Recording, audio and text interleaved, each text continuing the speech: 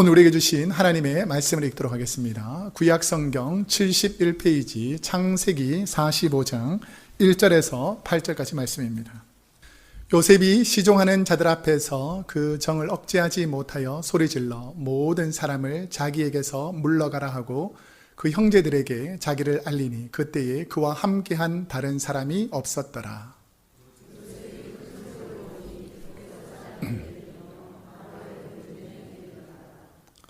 요셉이 그 형들에게 이르되 나는 요셉이라 내 아버지께서 아직 살아 계시니이까 형들이 그 앞에서 놀라서 대답하지 못하더라.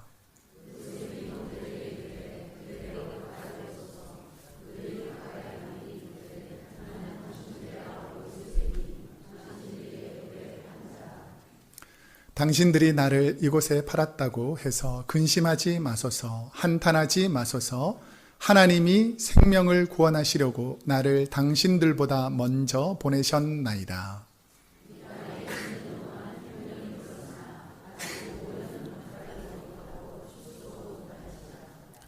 하나님이 큰 구원으로 당신들의 생명을 보존하고 당신들의 후손을 세상에 두시려고 나를 당신들보다 먼저 보내셨나니 그런즉 나를 이리로 보낸 이는 당신들이 아니요 하나님이시라.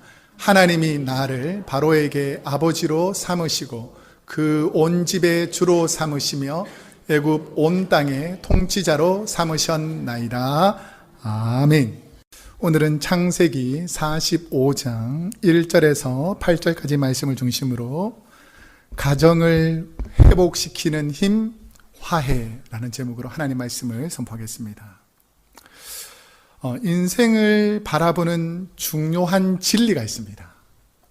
우리 인생을 바라보면서 내게 주어진 관계와 환경 속에서 하나님의 계획이 있음을 인정하는 것. 내 인생은 내 것인 것 같지만 내 인생을 하나님께서 인도해 주시고 도와주신다. 하나님께서 내 걸음걸음마다 내가 낙심되어 힘들 때마다 하나님께서 내 곁에서 도와주신다. 나는 하나님의 계획 가운데 살아간다. 라는 하나님의 계획을 깨닫기를 축복합니다.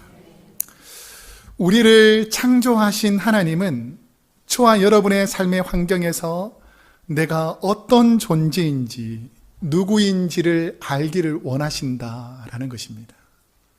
여러분은 어떤 존재인 것 같습니까?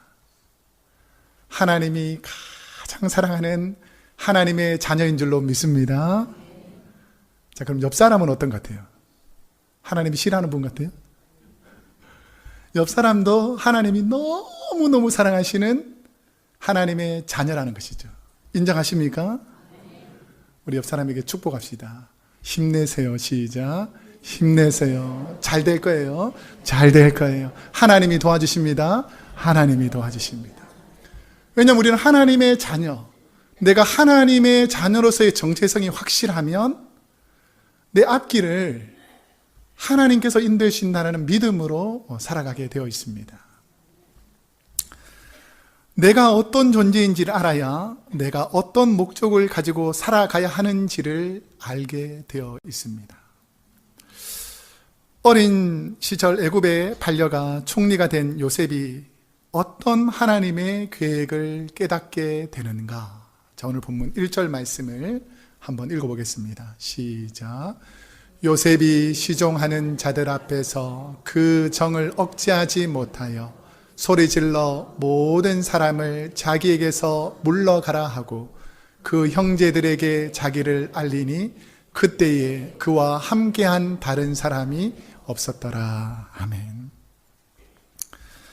형들을 만난 요셉은 그간의 감정을 억제하지 못합니다. 왜 감정을 억제하지 못했을까?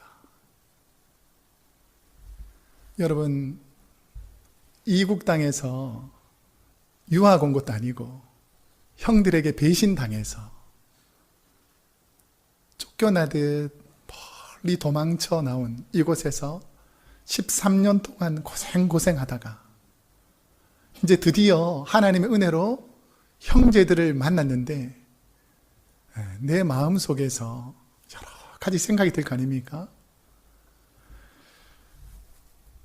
감정을 하지 못했다라는 이 표현은 뭐냐면, 형들의 시기와 미움의 대상이던 요셉은 몇 살에 애굽으로 팔려갑니까? 시험이 멀지 않았습니다. 17살. 17살 어린 나이에 애굽으로 팔려갑니다. 보디발의 집에서 잠시 인정받지만 보디발의 아내의 유혹과 거짓 모함으로 감옥에서 13년 동안, 그러니까 30살의 총리가 되기까지 13년 동안 비참한 생활을 경험합니다. 그 고통을, 그 고난을 홀로 된 요셉은 철저히 그 누구도 도와줄 사람이 없으니까 요셉이 누구를 의지했겠습니까? 하나님만을 바라볼 수밖에 없었다는 거죠.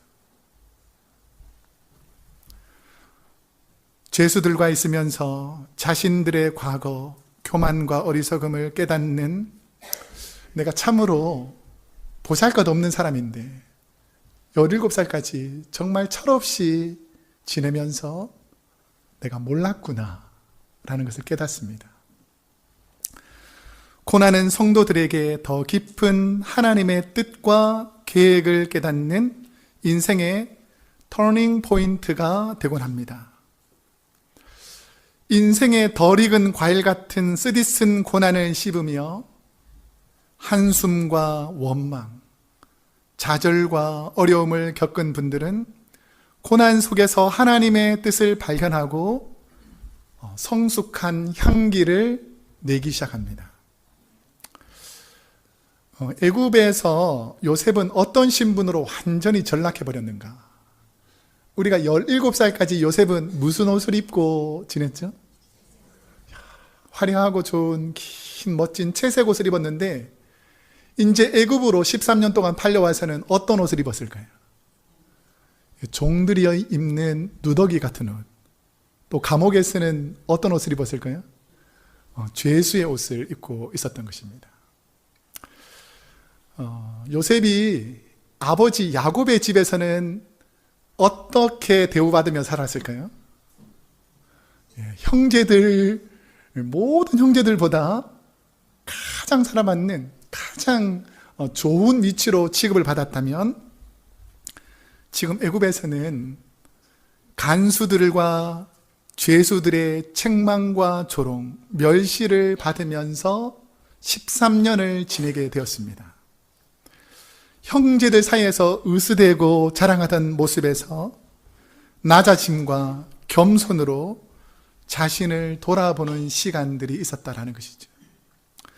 하나님은 덜 익은 열매 같은 요셉, 종과 죄수의 신분으로 살게 하시며 요셉을 다듬고 성숙시켜 하나님의 뜻을 이룰 도구로 준비시키기 위해 애굽의 가장 낮은 사람들의 일상들을 경험하게 합니다. 오늘 우리가 45장을 읽고 있는데요. 42장부터 형들이 이제 가뭄이 드니까 애굽에 와서 요셉을 만납니다. 그랬을 때에 요셉이 형들에게 제일 먼저 물어본 말이 뭔 줄 아세요? 아버지는 잘 계시냐? 왜 그거 물어봤을까요? 13년 동안 아버지 사랑을 전혀 느끼지 못하고 외톨이로 홀로 사는 그 외로움, 힘든, 근데 무엇으로 살아갔을까요? 그 13년 전에 내가 17살 되기까지 아버지가 나를 사랑해 줬던 그 사랑을 계속 곱씹으면서 살았던 거죠. 언젠가는 사랑하는 아버지를 다시 만나겠지. 근데 벌써 13년이 지났습니다. 그래서 형제들에게 제일 먼저 물어본 말이 뭐라고요? 아버지는 잘 계십니까? 그러니까 아버지가 살아계신다, 잘 계신다. 그러니까 그 다음에는 또 뭘 물어봤을까요? 이 네 부인 중에서, 야곱의 네 부인 중에서 이 요셉과 같은 형제가 있어요. 그 라헬을 통해 낳은 형제가 누굴까요? 베냐민입니다. 그러면서 내 동생 이렇게 물어보지 않고 막내 베냐민은 잘 있는지를, 막내의 안부를 물어보게 되죠. 아마 철저하게 외롭고 힘든 시간을 지내면서 이 마음 속에서 나를 사랑해 주셨던 분들, 나와 형제인 사람들이 얼마나 소중한 것을 이 고난을 통해서 아마 요셉은 배우게 되었을 것입니다. 그런데 이제 요셉은 애굽의 총리로 있다 보니까 자기의 신분을 감추고 살았잖아요. 그러니까 형들이 왔을 때에 애굽에서는 애굽 언어를 사용했을 거 아닙니까? 그런데 이제 도둑으로 오인받고 죽음의 위기가 임하니까 이제 애굽 사람들이 통역관을 세워서 말을 했거든요. 근데 요셉은 다 알아들을까요? 못 알아들을까요? 다 알아듣죠. 17살에 왔으니까. 그러니까 이제 이 형제들은 요셉인지 모르고 히브리 말로 이렇게 쑥덕쑥덕 하는 거예요. 우리 보통 우리 좋은 건 아니지만 우리 미국 사회에서 미국 분들하고 얘기하다가 좀 비밀스러운 얘기 할 때는 무슨 말 합니까? 한국말로 이렇게 하잖아요. 그처럼 형들이 모여가지고 막 얘기를 하는 걸 들어보니까 루벤이 이렇게 말하는 거예요. 맏형인 루벤이, 내가 전에 요셉 죽이지 말자 그랬지 않냐? 왜 우리가 자꾸 그 형제들이 형제를 죽여가지고 그렇게 어려움을 줬냐? 와, 참 하나님께서 그때 우리를 벌 주는가 보다. 그러니까 자기 나름대로 루벤이 맏형으로 했던 역할을 요셉이 몰랐는 사실을 듣습니다. 또 들어보니까 유다가, 네 번째 형인 유다가, 야, 죽이지 말고 그래도 팔자, 생명을 살려주자, 이런 얘기를 다 듣는 거예요. 그리고 아버지가 살아계셔서 너무 자기를 찾고 계신다고, 이 동생이 있는데 동생의 얼굴을 한번 보고 싶다고, 어머니를 볼 수가 없었잖아요. 그러니까 어머니랑 가장 닮은 그 동생을 보기를 원했던 것입니다.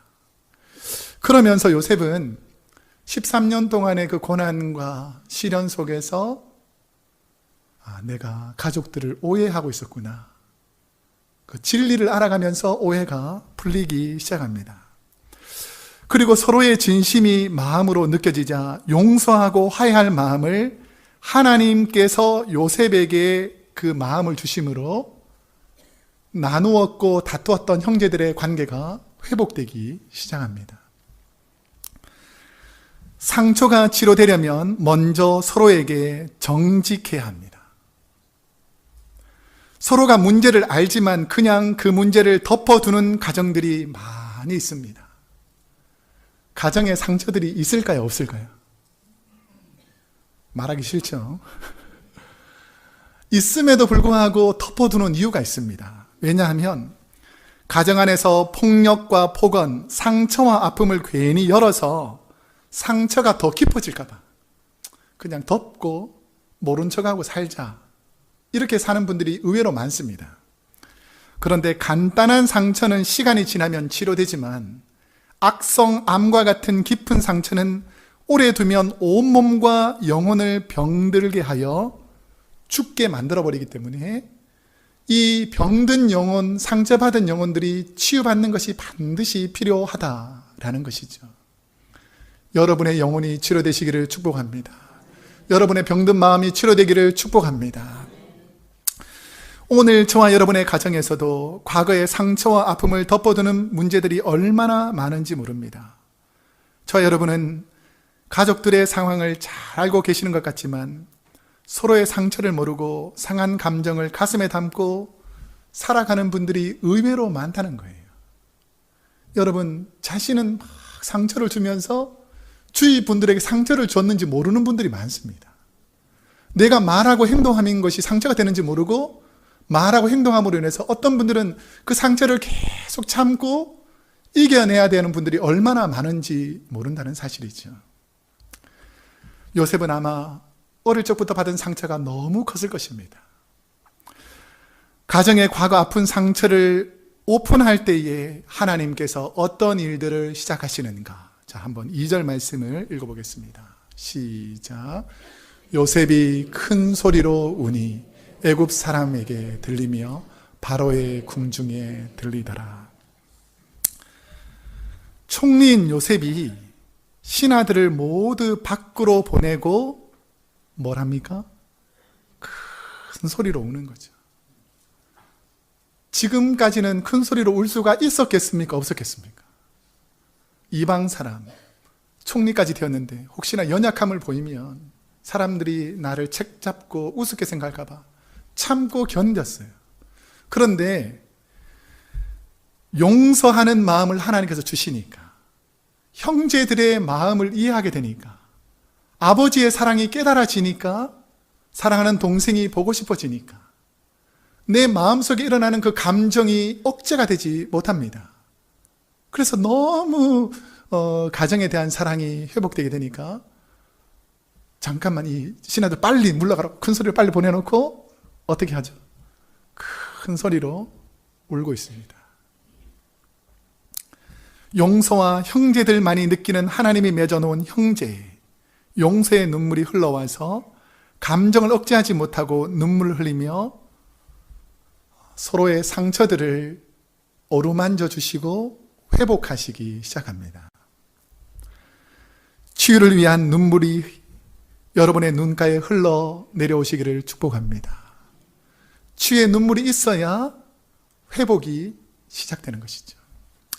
제가 한 7, 8년 전쯤에 전에 섬기던 교회에서 저희 교회에 출석하지 않던 한 여성분이 이제 암 말기로 죽어간다는 소식을 듣고 믿는 남편이 우리 교회 권사님에게 요청을 해서 목사님 와서 신방을 좀 해달라고 병원 신방을 요청했습니다. 원래는 신방을 교인들에게 가지만 구원이 긴급한 성도들에게는 우리가 병원에 가서 신방을 하거든요. 처음 보는 중년의 부인이었지만 그녀의 얼굴에는 애절함과 삶에 대한 간절함과 후회, 병으로 인한 고통과 두려움이 얼굴에 함께 묻어 있었습니다. 예수를 믿지 않던 여성분이지만 신앙이 있던 남편의 권유로 목사님께 기도라도 한번 받아서 마지막을 우리가 그래도 좀 편안히 가야 되지 않겠냐라는 마음으로 목회자를 부른 거예요. 말씀을 전하니 그 여인은 하염없이 눈물을 흘리기 시작했습니다. 그리고 과거에 자신이 하나님 앞에 잘못 살아온 잘못들을 회개하기 시작했습니다. 병색을 보니 오래 살지 못할 모습이 역력해서 복음을 제시하고 구원받아 천국에서 만날 것을 권면했습니다. 근데 고백하지 못하고 눈물만 툭툭 흘리시고 계시더라고요.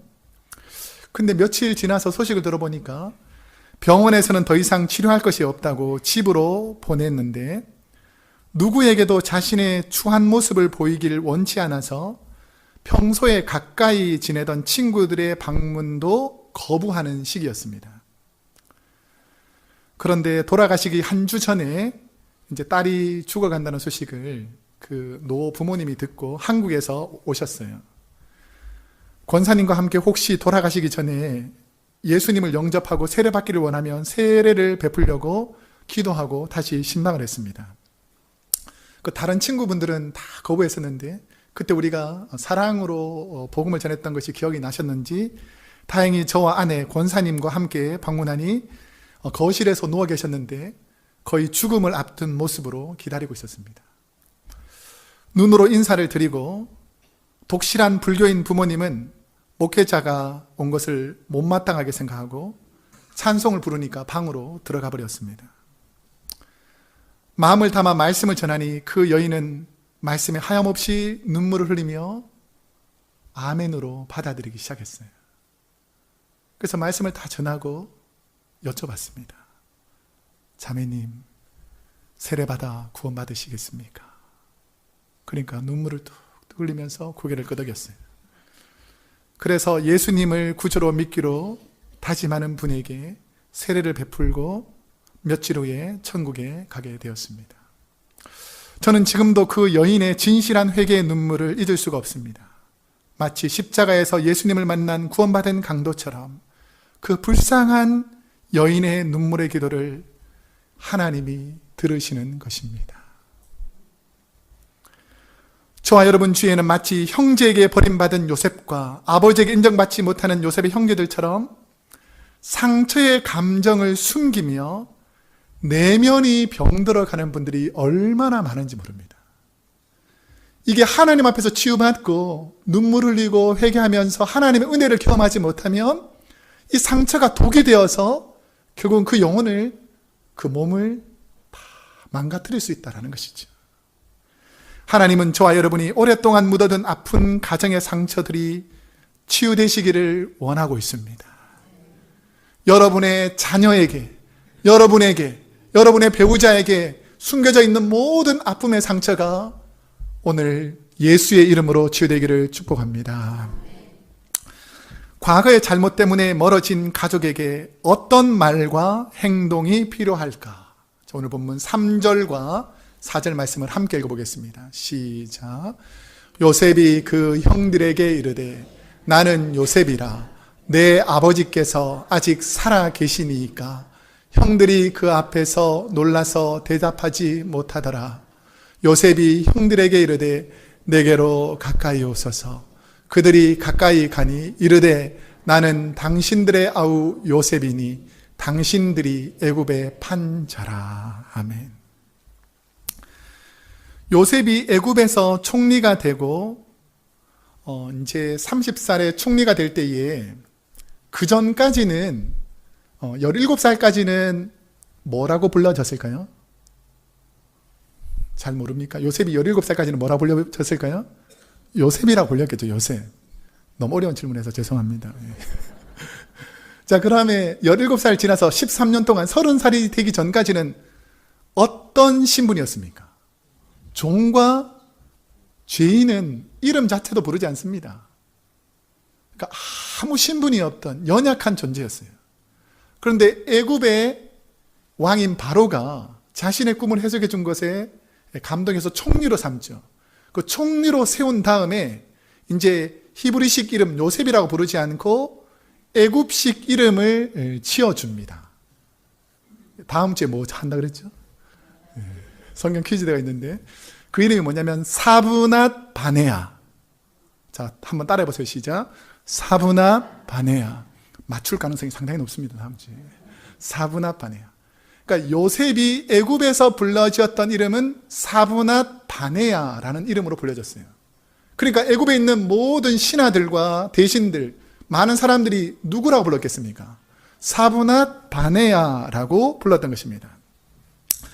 그런데 형들과 화해하고 회복되니까 자신이 현재 가지고 있는 권력과 힘의 상징인 사브낫 바네아, 애굽 총리로 형들을 만나는 것이 아니라 누구로 만나죠? 형들의 동생 요셉으로 만나는 것입니다. 치유의 시작은 하나님이 만들어준 관계로 돌아가는 것입니다. 옆 사람이 누구로 보입니까? 하나님의 자녀로 보이시기를 축복합니다. 저 사람은 사장님이다. 저 사람은 권세 있는 사람이다. 저 사람은 학식이 많은 사람이다. 저 사람은 지혜 있는 사람이다가 아니라 이 사람은 하나님께서 창조하신 존귀한 자다 라고 자신이 정직하게 하나님의 정해주신 이름으로 돌아와야 된다는 것이죠.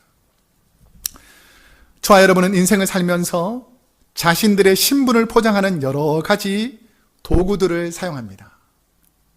특별히 남자분들 같은 경우에는 자신의 힘과 권력과 이런 것들 밖에서는 제대로 힘을 발휘하지 못하니까 어디에서 왕이 됩니까? 집에 와서 폭력과 폭언을 행하면서 이게 우리 집안의 법이다. 이 규를 지켜라. 라고 하는 엄한 아버지가 자신의 모습이라고 착각합니다. 그런데 하나님께서 만들어 놓으신 원래 아버지의 모습은 아내를 사랑하고 자녀를 훈계하여 축복의 통로가 되는 분이 바로 가정의 아버지들이라는 것이죠. 아버지들이 하나님의 말씀으로 축복하는 대로 자녀가 형통할 줄로 믿습니다. 그렇기 때문에 내 하나님께서 원래 만들어 주셨던 그 고귀한 본성, 하나님이 만들어 놓은 그 직분, 아버지 축복의 통로가 되어야 된다는 것이죠. 또 어머니들은 자녀를 나의 또 다른 자아로 생각하고 학력과 직장과 배경을 만들어 자랑하고 싶은 어머니에서 자녀가 기대에 미치지 못하면 꾸짖고 심할 경우에는 멸시와 조롱하는 어머니에서 하나님께서 만들어 오신 원래 어머니의 모습, 하나님의 사랑으로 자녀를 품어주는 어머니들이 되시기를 축복합니다. 안 하는 분 딱 두 분 있는데 그런 어머니들 되시기를 축복합니다. 어머니의 품은 하나님의 품처럼 느껴져야 됩니다. 어머니의 품 속에서 하나님의 사랑이 느껴져야 된다라는 것이죠. 애굽의 총리인 요셉은 지금 양식을 얻으러 먼 이방 가나안 땅에서 온 형들에게 총리로 서 있지 않고 야곱이라는 한 아버지 아래에서 하나님의 계획 가운데 맺어진 형제로 형들을 바라보면서 당신들의 아우 요셉이라고 자신을 겸손히 소개하고 있습니다. 저는 지금도 잊기 어려운 한 장로님이 있습니다. 한국에서 제가 신학대학원을 갓 졸업하고 처음 풀타임 사역자로 교회에 부임했습니다. 제가 한 30살 정도밖에 안 됐기 때문에 아주 어린 나이였는데 그 연세가 거의 한 70대 중반 정도 되시는, 한국으로 따지면 제일 규율이 세고 힘이 센 그 기관 중에 하나가 군대잖아요. 이분이 군대 국방부 장관까지 하는 거예요. 그러니까 대장보다 더 높은 위치입니다. 그리고 전역 후에는 공기업 사장으로 수백 명의 직원을 두신 장로님인데 그런 모습은 전혀 없고 얼마나 겸손하게 많은 분들에게 자신을 낮추고 겸손하게 하나님의 자녀로서의 섬김을 보였는지 모릅니다. 자, 그 모습을 보면서 나도 꼭 그런 사람이 돼야지라고 생각만 하고 아직 그러지 못한 제 모습을 보면서 참 후회될 때가 많습니다. 여러분, 겸손해야 하나님이 사용하시는 줄로 믿습니다. 1부 때는 안 했는데 우리 2부 때는 옆 사람 손을 꼭 잡고 겸손하기를 원합니다. 한번 할까요? 시작. 겸손하기를 원합니다. 남들을 말하는 게 아니라 당신 겸손해지란 말이 아니에요. 내가 겸손해지기를 원합니다. 혹시나 겸손하지 않거든 꾸짖어, 이런 마음이에요. 다시 한번 옆 사람 손을 꼭 잡고 제가 겸손해지겠습니다. 시작. 제가 겸손해지겠습니다. 그래야 회복이 시작되는 겁니다. 요셉이 총리로서 이제 이렇게 해라 저렇게 해라 그러면 회복되지 않았을 거예요. 나 이제 총리도 아니고 힘 있는 권력자도 아니고 그냥 형들의 동생입니다. 나를 받아주십시오 라고 겸손히 형들 아래로 간 것이죠. 무례한 것과 솔직한 것은 차이가 있습니다. 어떤 분들은 자신이 가진 힘과 권력으로 무례하게 상처를 주는 분들이 얼마나 많은지 모릅니다. 옛날에 학교 선생님들 보면 반에서는 누가 대장입니까? 얼마나 함부로 그 학생들을 때리고 폭언하고 괴롭히는지 모릅니다. 여러분, 겸손해지시기를 축복합니다. 자신의 감정을 솔직하게 쏟아내는 것도 필요하지만 사랑이 없는 모난 감정을 하나님이 다듬으신 성숙함으로 상대방을 배려하는 말과 행동으로 다가가야 마음의 문을 여는 진정한 대화가 시작되는 것입니다. 여러분, 상대방이 나에게 무례하게 대하고 싶습니까? 싫습니까? 싫죠. 근데 좀 부족해도 나에게 와서 겸손하게 다가오면 내가 하기가 좀 어려운 부분도 마음의 문을 열고 대화가 시작되는 것입니다. 요셉은 자신이 애굽에 오게 된 것을 어떤 사건으로 인식하면서 문제를 풀어가는가. 자, 한번 5절 말씀을 읽어보겠습니다. 함께 읽어보겠습니다. 시작. 당신들이 나를 이곳에 팔았다고 해서 근심하지 마소서. 한탄하지 마소서. 하나님이 생명을 구원하시려고 나를 당신들보다 먼저 보내셨나이다. 아멘. 요셉이 자신이 겪은 모든 일이 하나님의 계획인 것을 깨닫고 이전에는 원망의 대상이었고 어떻게 형들이 나를 이렇게 할 수 있냐라고 불평하고 하나님께 따지던 대상이었는데 이 오랜 고난과 시련을 통해서 이 모든 것이 하나님의 계획이구나라는 것을 깨닫게 되니까 형제들을 배려하는 말을 먼저 합니다. 뭐라 그러죠? 혹시나 나를 팔았다고 내가 힘 있는 총리라고 당신들 죽일까 봐 근심하거나 우리가 그때 그러지 말 거라고 한탄하지 마십시오. 자신에게 잘못한 형제들을 안심시키고 형제들의 마음을 먼저 살핍니다. 미숙한 사람은 늘 자기중심적으로 판단하지만 성숙한 어머니나 성숙한 교사나 성숙한 분들은 연약한 사람들을 늘 항상 먼저 배려하고 말하게 되어 있습니다. 이전에 요셉은 어떤 모습이었습니까? 늘 자신이 옳다고 생각하고 형들의 잘못을 아버지께 고자질하는 혼자 정직한 아들이라고 생각하며 살았고, 하나님이 주신 꿈과 계시를 의스대고 자랑하던 미숙한 요셉이었습니다. 그런데 하나님의 연단과 훈련으로 마음과 영혼이 치유된 요셉은 자신의 상처가 치료되니까 과거에 자신에게 상처 준 감정이 상한 형제들을 치료하고 회복하는 치료자가 되더라는 것이죠. 여러분이 여러분 가정에 상처 입은 분들을 치료하는 분들이 되시기를 축복합니다. 이게 어떻게 가능하냐? 이 환경을 바라보면서 논리적으로 이성적으로 판단하는 것이 아니라 이 모든 일이 하나님의 계획이었구나, 이게 하나님의 섭리였구나라는 것을 깨닫는 순간 원망과 불평과 억울함은 다, 상처는 사라지더라는 것이죠. 그러면서 오늘 본문에서 제일 중요한 7절에서 8절 하나님의 뜻을 고백합니다. 한번 읽어보겠습니다. 시작. 하나님이 큰 구원으로 당신들의 생명을 보존하고 당신들의 후손을 세상에 두시려고 나를 당신들보다 먼저 보내셨나니, 그런즉 나를 이리로 보낸 이는 당신들이 아니요 하나님이시라.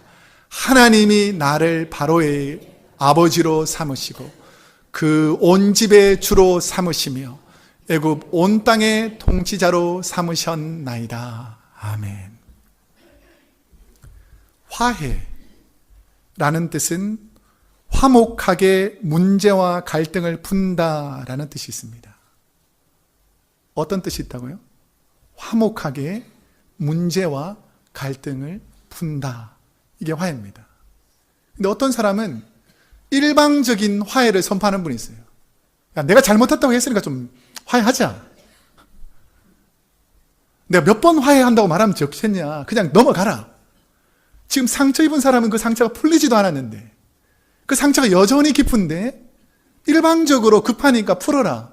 풀리겠습니까? 안 풀리겠습니까? 안 풀리죠. 오히려 그렇게 말하는 것이 더 큰 상처가 될 수 있습니다.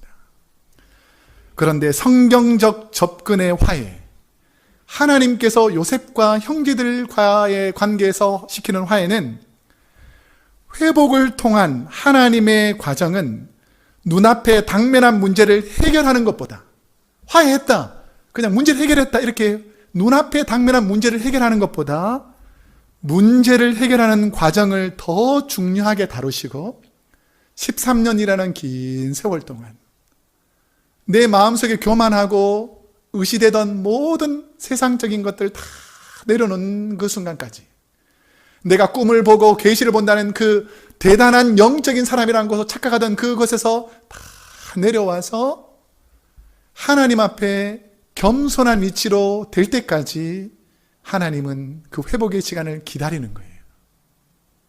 여러분, 기다려주시는 여유가 있기를 축복합니다.